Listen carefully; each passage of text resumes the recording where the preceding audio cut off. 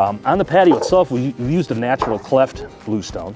And the difference between thermal and natural cleft is that this is actually a sedimentary stone and it's broken apart in layers from the quarry.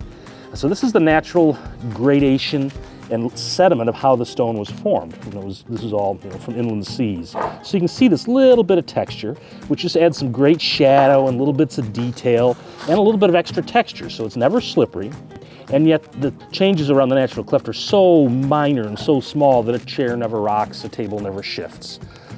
With the thermal piece, we do that primarily so that we can keep this uniform thickness across in the porch. So this bluestone comes in different thicknesses, and we like to use material that's at least 1.5 inches thick. That makes it strong enough that we can walk on it, we can live on it. We're not going to damage the bluestone as we go along.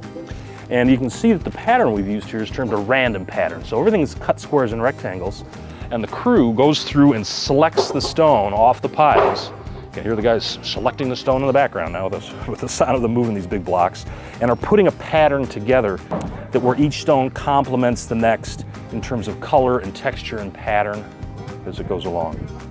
So this is a nice piece here. So the bluestone, we bring it in and sort it out on site.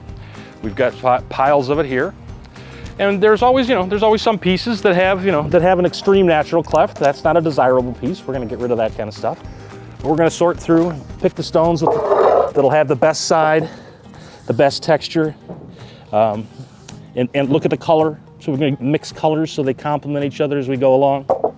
So it'll be a nice detail. But you see the nice thickness of this stone. That's a strong material.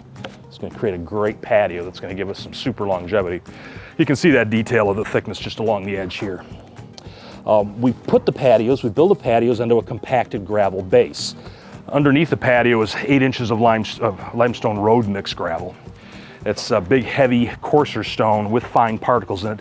Same stuff that's out under the street. And then for the leveling course, we use limestone screenings. And the limestone screenings are 1/8 inch chip down to dust-sized particles, super sharp, super angular, tamped super hard.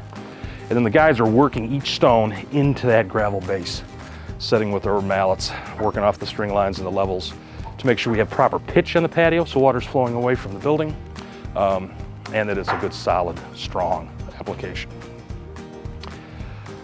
The other paving material we chose to use was a red brick that would complement the brick of the house. This is a different type of brick than what's on the house. A face brick or a house brick does not need to be pressed and fired as hard as a paving brick does. It doesn't absorb moisture. This material can't absorb moisture, so it has to be pressed and fired. So it's a super strong, super detailed piece.